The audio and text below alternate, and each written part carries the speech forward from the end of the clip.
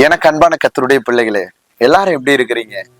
இந்த வார்த்தை என்னன்னா, நாம வேதத்தை எப்படி படிக்கணும், அதை எப்படி தியானிக்கணும், எந்த நேரத்துல நம்ம தியானிக்கும் பொழுது, எந்த நேரத்துல படிக்கும் பொழுது இன்னும் வேதத்துல இருக்கிற வெளிச்சங்களை நம்ம பார்க்க முடியும். நல்லா கவனிங்க. வசனத்தின் அடிப்படையில தான் இந்த வார்த்தைகள். நீங்க நல்லா வசனத்தை கவனிக்கும் பொழுதுதான் கர்த்தர் உங்களோட பேசுவார். நல்லா கவனிச்சுக்கொள்ளுங்க. இன்னைக்கு நம்ம பகல் நேரத்துல நம்ம படிக்கிறோம். ஏன் அப்படின்னா நம்முடைய வாழ்க்கையை ஒத்து பாருங்க.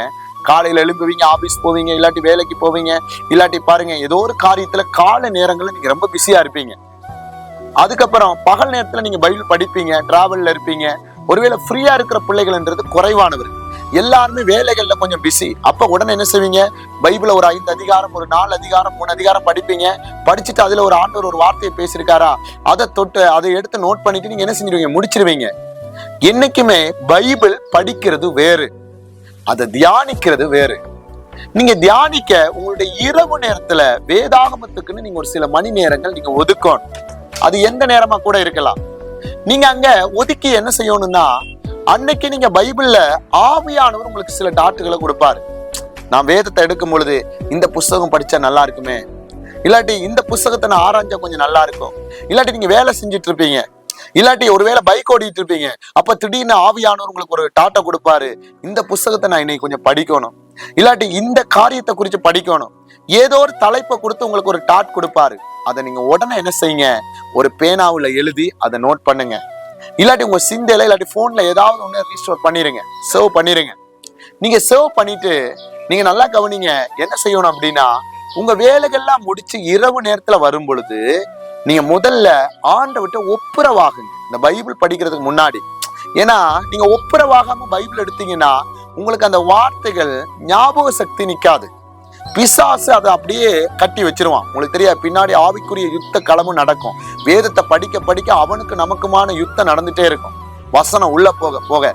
அப்ப அதான் நிறைய பேர் சொல்லுவாங்க, நீங்க கவனிச்சிருப்பீங்க, வசனம் பைபிள் படிச்ச மாதிரி எனக்கு தெரியல, பைபிளை படிக்க முடியல, கொஞ்சம் படிச்சோன்னு எனக்கு முதுகெல்லாம் குத்துது, இடுப்பெல்லாம் வலிக்குது, அது போல எனக்கு ஒரு மாதிரி தலை கேராகுது. இதெல்லாம் என்னன்னா, நீங்க ஒப்புரவாகாம பைபிள் எடுக்கும் பொழுது பிசாசுடைய ஆளுகைக்குள்ளதான் இருப்பீங்க. அப்ப முதல்ல நீங்க பைபிள் எந்த நேரம் போய் உட்கார்ந்து படிக்க போறீங்களோ அதுக்கு முன்னாடி நீங்க ஆவியானுடைய கருத்துக்குள்ள உங்க ஆவி ஆத்மா சரீரத்தை ஒப்பு கொடுத்துறோம். நீங்க நல்லா ஜெபிக்கணும், வாயை திறந்து ஜெபம் பண்ணி ஒப்பு கொடுத்து, ஆண்டவரே நீங்க பேசுங்க, வேதத்துல இருக்கிற வெளிச்சங்களை எனக்கு சொல்லி கொடுங்கன்னு நீங்க அறிக்கையிட்டு உங்களை ஒப்பு கொடுக்கும் பொழுது ஆவியானவர் அந்த நேரத்தை அவருடைய ஆளுகைக்குள்ள எடுத்துருவார். உங்களுக்கு உடனே ஒரு இருதயத்துல ஒரு பீஸ்ஃபுல், ஒரு சமாதானம் கிடைக்கும். இது கிடைச்ச உடனே நீங்க நல்லா ஜோமனி ஒப்பு கொடுத்துட்டு நீங்க இந்த இரவு நேரத்துல தனிமையா போய் உட்காந்துருக்கீங்க பாருங்க, அப்ப பைபிள் எடுங்க. பைபிள் எடுக்கும் பொழுது முதல்ல எழுதி வச்ச டாட் எடுத்துக்கொள்ளுங்க. அடுத்தது அந்த நேரத்துல உங்களுக்கு என்ன டாட் ஆவியானவர் கொடுக்குறாரோ அந்த அதிகாரத்தை நீங்க உள்ள எடுங்க. அந்த அதிகாரத்துல எடுக்கும் பொழுது நல்லா கவனிங்க. ஒரு அதிகாரம் நீங்க படிக்கிறீங்கன்னா ஒவ்வொரு வசனத்துக்கும் ஒவ்வொரு ஆவிக்குரிய அர்த்தம் இருக்கு. அதுதான் நீங்க முதல்ல தெரிஞ்சுக்கணும். அது நீங்க உள்ள போக போகத்தான் ஆவியானவர் வெளிப்படுத்துவார். நீங்க ஏசாயால ஒரு அதிகாரம் படிக்கிறீங்கன்னா அதனுடைய தொடர்ச்சி எசேக்கியேல்ல கூட இருக்கலாம். அதனுடைய தொடர்ச்சி பாருங்க, இங்க இந்த பாருங்க, எசேக்கியேலுக்கு இங்கால இருக்கிற புஸ்தகத்துல இருக்கலாம், ஏசாயாக்கு இங்கால சங்கீத நீதிமொழிகள் எதுல கூட இருக்கலாம்.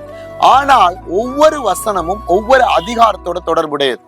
ஒவ்வொரு வசனமும் ஒவ்வொரு காரியத்தை ஆவியானவர் நம்மளோட சொல்ல விரும்புறது. அது இனி வருகையை குறிச்சதா இருக்கலாம், நடந்ததா இருக்கலாம், நடக்க போறதா இருக்கலாம், இனி உங்க வாழ்க்கையில நடக்கிறதா இருக்கலாம். அதான் ஏசாயா 34:16 சொல்லுது, கர்த்தருடைய புஸ்தகத்திலே தேடி வாசியுங்கள், இவைகளில் ஒன்றும் குறையாது, இவைகளில் ஒன்றும் ஜோடில்லாதிராது, அவருடைய வாய் இதை சொல்லிட்டு அவருடைய ஆவி அவைகளை சேர்க்கும்.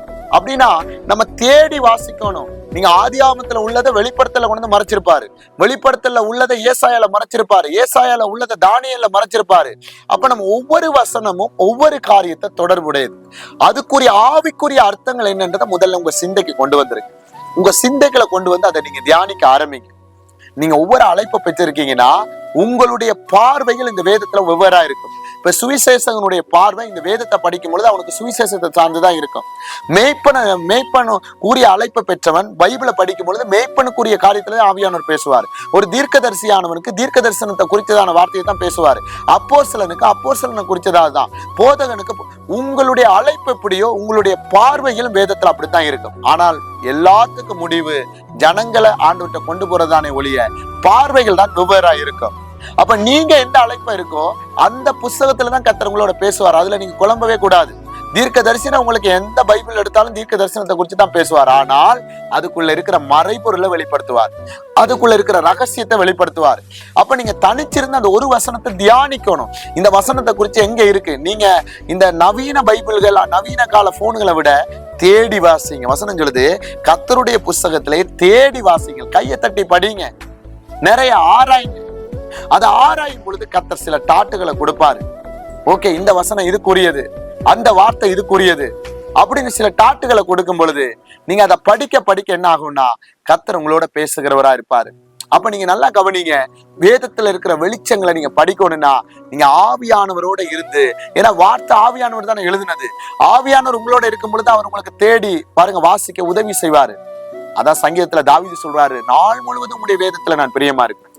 ஆனா பகல்ல இன்னைக்கு நம்ம வேலை செய்யறதால நம்ம சரியா படிக்க முடியல, நம்ம உட்கார முடியல. நம்ம இன்னைக்கு வரையும் பைபிள் எப்படி படிக்கிறோம், 2 வார்த்தை வந்தா விட்டுட்டு போயிடுறோம். ஓகே, எடுத்துட்டு இது கர்த்தர் பேசினாரு, அடுத்தது ஆராயிறது இல்லை. அவர் சொல்றாரு, வேதத்தினுடைய மகத்துவங்களை அதனுடைய அதிசயங்களை என் கண்கள் பார்க்கும்படி எனக்கு திறந்தருளுங்க என்றார் தாவீது. அப்ப நீங்க நல்லா வேதத்தை படிக்கும் பொழுது முதல்ல உங்களுக்கான நேரத்தை பிக்ஸ் பண்ணுங்க. அதுக்கு முன்னாடி உங்களை தகுதிப்படுத்துங்க. வேதத்தை படிக்கிறது முன்னாடி உங்களை ஒப்பு கொடுங்க ஆவியானவர்கிட்ட. அதுக்கப்புறம் உங்களை பரிசுத்தப்படுத்துங்க. ஒரு டைரி பேனா எடுங்க.